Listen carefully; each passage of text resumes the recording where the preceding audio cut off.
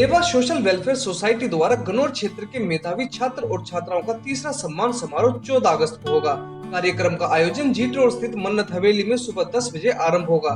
युवा भाजपा नेता देवेंद्र कात्यायन ने बताया कि समारोह में भिवानी बोर्ड और सीबीएसई बोर्ड से 12वीं कक्षा टॉप करने वाले 30 मेधावी छात्रों को स्कूटी, टैब और स्मार्टफोन से सम्मानित किया जाएगा। देवेंद्र कात्यायन ने बताया कि इस बार कोविड-19 की वजह से सोशल डिस्टेंसिंग और कोरोना से बचाव को लेकर समारोह का आयोजन किया जाएगा, जिसमें ज्यादा लोग इकट्ठे न होकर के कार्यक्रम में मेधावी छात्र और उनके परिजनों को बुलाया गया है ताकि सोशल डिस्टेंसिंग का पालन हो सके। तो आइए दोस्तों, हम आपको सीधे लिए चलते हैं मन्नत ग्रुप ऑफ होटल्स के चेयरमैन और युवा भाजपा नेता देवेंद्र कात्यायन की ओर। उन्होंने इस पूरे मामले पर क्या कहा, आइए सुनते हैं। जय हिंद दोस्तों, आज हम देवेंद्र कात्यायन जी जो एक युवाओं के लिए आइकन हैं, यूथ आइकन कहे जाते हैं, इनका सोशल एक्टिविटीज़ के अंदर और राजनीति के अंदर एक अच्छा मुकाम हासिल करने का एक अंदाज इनकी कार्यशैली का, और सबसे बड़ी बात इन्होंने एक अपने बिजनेस एम्पायर को एक बेहतरीन तरीके के साथ में युवाओं के सामने एक मिसाल पेश की। आज हम इनके पास में पहुँचे हैं। ये सामाजिक कार्य के अंदर युवा पीढ़ी को आगे बढ़ाने के लिए, नौजवानों को जो खासकर मेधावी छात्र हैं उनको प्रोत्साहित करने के लिए सम्मानित करते आए हैं। तो आज हम बात करेंगे इनसे। तो ज्ञान ज्योति दर्पण में देवेंद्र कात्यायन जी, आपका स्वागत है। हम जानना चाहते हैं आपसे कि जो आप खिलाड़ियों के लिए, विद्यार्थियों के लिए अपनी सामाजिक संस्था देवा फेडरेशन जो आपने बना रखी है सोशल एक्टिविटीज़ के लिए, इस बार आप क्या विशेष करने जा रहे हैं?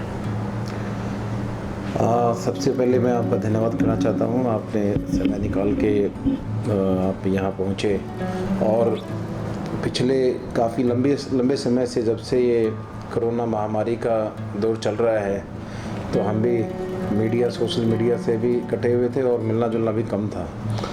और मैं आपको बताना चाहता हूँ, जब हमारा पहला लॉकडाउन लगा था उससे 2 दिन पहले ही मुझे भी एक मेजर चोट पैर में लगी थी, एक्सीडेंट हो गया था।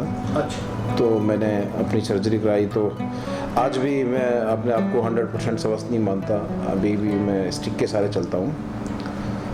तो काफ़ी लंबे समय से कनेक्टिविटी नहीं थी। मैंने तो बल्कि कल ही फेसबुक के माध्यम से अपने साथियों को मैसेज दिया, और जो सवाल आपका है उसी बारे में कल मैंने बोला था। हमारा जो इवेंट होता है ईयरली, जो छात्रों को हम सम्मान करते हैं, ये जो 12वीं क्लास के छात्र होते हैं, हमारी भाई हमारी बहनें, वो जो गन्नौर विधानसभा में, हमारा गन्नौर शहर और 72 गांव हमारे जो आते हैं, उस क्षेत्र से जितने मेधावी बच्चे, 15 बच्चे हमारे हरियाणा बोर्ड से और 15 बच्चे हमारे सीबीएसई जो दिल्ली बोर्ड है उसके बच्चों को हम सम्मानित करते हैं। और हर साल की तरह हमारे इस कार्यक्रम की जो प्रक्रिया है, हम जो टॉपर 10 बच्चे होते हैं, 5 हरियाणा बोर्ड और 5 सीबीएसई बोर्ड के बच्चों को, 10 बच्चों को स्कूटी देते हैं, 10 बच्चों को लैपटॉप टैब देते हैं, और बाकी जो बचे 10 बच्चों को हम स्मार्टफोन देते हैं। उसी साल की तरह ये प्रोग्राम इस साल 14 तारीख को, मतलब मान के चले कि आज 11 तारीख है, तो उसके 3 दिन बाद हम मन्नत हवेली पे हमने इसका वेन्यू रखा है। और पहले की तरह इस प्रोग्राम में जो अब की बार का फ़र्क ये है, क्योंकि कोरोना महामारी की वजह से जो गवर्नमेंट के रूल रेगुलेशन आए हैं, हम 50 लोगों से ज़्यादा किसी इवेंट को नहीं कर सकते, उसको फॉलो करते हुए हमने केवल वो मेधावी छात्र ही बुलाए हैं। और मैं समझता हूँ, वैसे तो बड़े धूमधाम से और एक बड़ा मैसेज हम देते हैं अपनी विधानसभा में, और बहुत सारे स्कूलों के स्टूडेंट को बुलाते हैं, टीचर आते हैं, हम स्कूलों को सम्मानित करते हैं, टीचर्स को सम्मानित करते हैं। बट वो ये बीमारी की वजह से, ये जो कोरोना महामारी है, जो न केवल हिंदुस्तान में, मैं समझता हूँ पूरा विश्व से प्रभावित हुआ है, तो इसकी वजह से इसको हमने मिनिमाइज़ किया, छोटा किया है। लेकिन कोई किसी तरीके की कोताही बच्चों के प्रति नहीं बरती गई है। और इसके अलावा जो हमारी सोशल एक्टिविटी जो पिछले 3 साल से चल रही है, बहुत सारी एक्टिविटी जो कि तो चल रही हैं। कुछ एक्टिविटी ऐसी हैं जिससे जो कोरोना महामारी के जो रूल्स बनाए गए हैं, जैसे हमारे पानी की प्याऊ थे, जी। अब वो प्याऊ जब तक गवर्नमेंट हमें अप्रूवल नहीं देती, हम वो प्याऊ नहीं चला सकते, ई रिक्शा हम नहीं चला सकते। तो बहुत सारी चीज़ें ऐसी हैं। एकेडमी है हमारी जिसमें हमारे आसपास के क्षेत्र के जो बच्चे हमारे यहाँ कोचिंग लेने आते थे, हाँ जी। तो स्कूल कॉलेज सब बंद हैं और उम्मीद है कि अभी बड़े बच्चों की क्लासेस शायद स्टार्ट होनी है। तो उसके स्टार्ट होने के शायद तुरंत बाद हमारा भी एकेडमी ओपन होने की हमें परमिशन मिलेगी। तो संस्था के जितने भी कार्य थे, कोई कार्य सिंगल ऐसा नहीं है जो पहले चल रहा था जो आज नहीं चल रहा ना चलेगा। महामारी की वजह से कुछ चीज़ें प्रभावित हैं, जैसे ही गवर्नमेंट इस चीज़ के लिए हमें परमिशन देगी तो सारे कार्य दोबारा से शुरू होंगे। तो इसके लिए आप जो व्यवस्था करते हैं, इसका चयन प्रक्रिया क्या है आपकी, जो जिन बच्चों को आप देखिए, हमने वो केवल 12वीं क्लास का इसलिए लिया इसके अंदर कि वो बोर्ड की क्लास है और जो रिजल्ट है वो गवर्नमेंट द्वारा दिया गया रिजल्ट है। उसमें बड़ी पारदर्शिता से हम काफ़ी दिन से ये वर्किंग करते हैं। स्कूल में जाके, गांव में जाके, सरपंच से, प्राइवेट सारे सर्कलों से हम डेटा इकट्ठा करते हैं कि टॉपर जो बच्चे, ताकि कोई बच्चा ऐसा ना हो भी मेरे मार्क्स ज़्यादा थे और मेरे से कम वाले को आपने इनाम दे दिया। इसलिए उस पर पूरी एक्सरसाइज होती है। वैसे तो रिजल्ट आजकल ऑनलाइन भी आता है, न्यूज़पेपर में भी आता है, उससे भी निकल सकता है, लेकिन जो हमारा क्राइटेरिया है वो है कि गन्नौर का रहने वाला छात्र होना चाहिए। वो पढ़ रहा है सोनीपत, वो पढ़ रहा है पानीपत, पढ़ रहा है कहीं दूसरी जगह, हमें उस बात से मतलब नहीं, उसकी रेजिडेंसी गन्नौर की होनी चाहिए। हमारा ये क्राइटेरिया सर। तो आप अभी कितने बच्चों को जो है सम्मानित करने जा रहे हैं?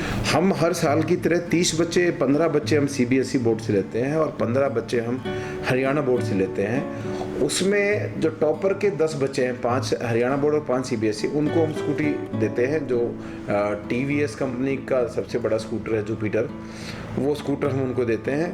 और उसके बाद जो हमारे 10 बच्चे हैं उनको हम टैब देते हैं, जो लैपटॉप टैब होती है। उसके बाद जो बाकी बचे 10 बच्चे, उनको हम स्मार्टफोन देते हैं। तो इस बजट को हम किस प्रकार से जो है ना बियर कैसे करते हैं? देखिए, जो देवा सोशल वेलफेयर सोसाइटी है जी, और उसके हमारे सारे सदस्य हैं, और मैं समझता हूँ केवल गन्नौर के ही नहीं, बहुत सारे हमारे ऐसे सोशल लोग हैं जो हमेशा इस संस्था को हौसला देते आए हैं, इसके मदद करते आए हैं।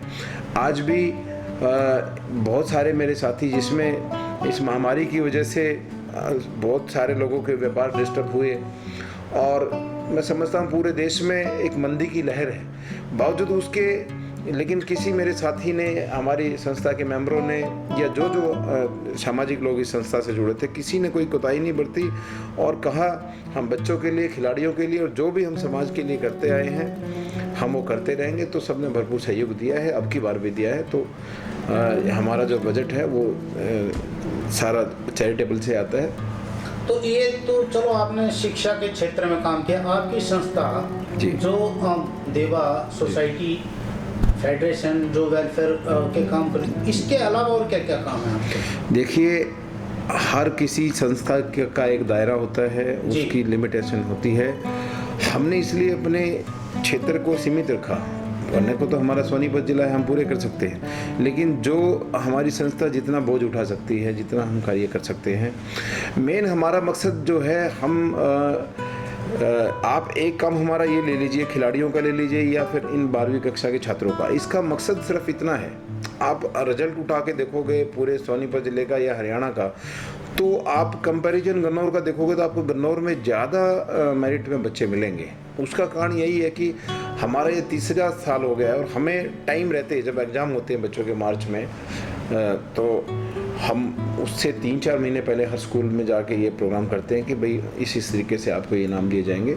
तो बच्चों में एक कंपटीशन की भावना जगती है और उनको लगता है कि मुझे स्कूटी जीतनी है, मुझे लैपटॉप जीतना है। तो जब हम किसी बच्चे को कोई टारगेट देते हैं कि भाई आपको ये अचीव करना है, तो उनमें एक कंपटीशन की भावना जगती है और उसी की बदौलत बच्चे अच्छे मार्क्स लेके आते हैं और वो उनको लगता है कि हाँ मैं ये अपना प्राइज जीतूंगा। तो आपने जो ये कुछ एक ई रिक्शा चला रखी थी, जी जी, तो वो अभी बंद है। हाँ, तो क्या उनको आप आगे जारी रखोगे? बिल्कुल जारी रखेंगे। और मैं समझता हूँ कि कोई सिंगल काम ऐसा नहीं होगा जो पहले चल रहा था वो भी क्लोज हो जाए। मैंने बताया अभी कोरोना महामारी की वजह से, क्योंकि बहुत सारी चीज़ें गवर्नमेंट ने सरकारी साधन भी बंद कर रखे थे। अभी मैंने पिछले हफ्ते भी रिक्वेस्ट की थी डीसी साहब से कि भाई इस तरीके से आप ज़्यादा कंजस्टेड एरिया की छोड़ के हम गांव में इसको चला सकते हैं। तो उन्होंने कहा कि अभी 15-20 दिन और रुक जाओ। तो अभी सारे ई रिक्शा दोबारा से चलेंगे और जहाँ तक प्याऊ की बात है, पानी जो हम आरओ फिल्टर का पानी हमने प्रोवाइड कराया है उसका भी इसी वजह से रुका हुआ है कि भाई महामारी का मामला है वो सार्वजनिक स्थल पर रखें तो कहीं एक दूसरे से बीमारी ना फैल जाए। उसके लिए भी डीसी साहब ने अभी में रोका है, उसके लिए मना किया है। तो सारे काम जारी रहेंगे, कोई काम ऐसा नहीं है। और हमारा मकसद कोई किसी तरीके का कई लोग इसको सियासत से जोड़ते हैं कि भाई हो सकता है करने ही वाला था कि हाँ। आप इसको राजनीति से जोड़ के देखते हैं या कोई और नहीं, मैंने पहले भी बहुत सारे मीडिया साथियों को इस बात का जवाब दिया है और ये सवाल तो जब से संस्था खुली है तब से ही मेरे पीछे लगा है। लेकिन आप इस चीज़ को बहुत बारीकी से समझ सकते हैं कि हमारा जो कार्य है, जिस तरीके के कार्य करते हैं हम, जैसे हमने हर गांव में हमने बस क्यू शेल्टर बनाए हैं लोगों के बैठने के लिए जी। वो बस क्यू शेल्टर हमने बहुत मजबूती से, वो बहुत सालों तक चल सकते हैं। उसमें कोई ये नहीं है कि भाई ये कुछ दिन के लिए बनाया है, और ना वो किसी के लिए फ़र्क है कि भाई इसमें मेरे चाहने वाले लोग बैठे या मेरे ना चाहने वाले बैठे या संस्था। तो उसमें वो सबके लिए बनाए हैं। ये बच्चों का मैसेज, इनाम तो केवल 30 बच्चों को मिल रहा है, बट संदेश जो जा रहा है पूरे गन्नौर में जा रहा है कि भाई हमें अच्छा पढ़ना चाहिए। जो बच्चे अब 11th से +2 में आए हैं उनके अंदर मैसेज आ रहा है। तो हमारा मकसद सिर्फ ये है कि मतलब हमारे क्षेत्र के नौजवानों का विकास हो, हमारे क्षेत्र का विकास हो, और नीडी लोग जो सक्षम नहीं हैं और जो परमात्मा ने सक्षम लोग बनाए हैं उनका एक गठजोड़ बना के कुछ लोगों तक हम कुछ कर पाएँ।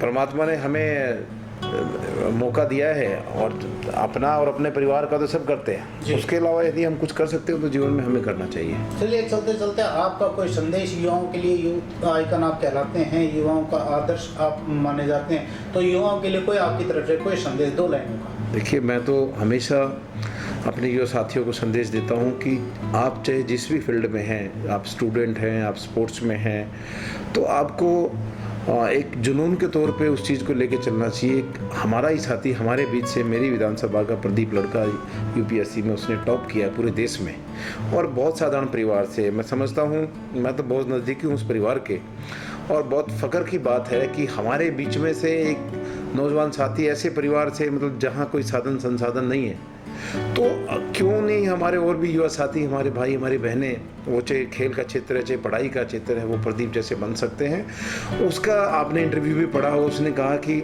आप जो भी सोचिए उसको बहुत मजबूती से सोचिए। आपको प्रॉब्लम्स आती हैं, लेकिन जब आप उस चीज़ को एक जुनून के तौर पे लेते हैं तो हमेशा आप जीतते हैं।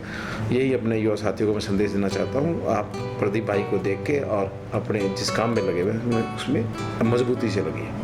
धन्यवाद। शुक्रिया, आपने हमारे को साथ चर्चा करी, युवाओं के लिए कुछ संदेश भी दिया। ज्ञान ज्योति दर्पण की तरफ से आपको सफलता के लिए मंगल कामना। आप इसी प्रकार से सामाजिक दायित्व को निभाते हुए जो यंग ब्लड जनरेशन है, जो नौजवान हैं, उनको आगे बढ़ने के लिए जो आप सहयोग देते हैं उन्हें आप देते भी रहें। आपका हमारी तरफ से बहुत बहुत शुभकामनाएं। आप उन्नति प्रगति पथ पर चलें। जय हिंद।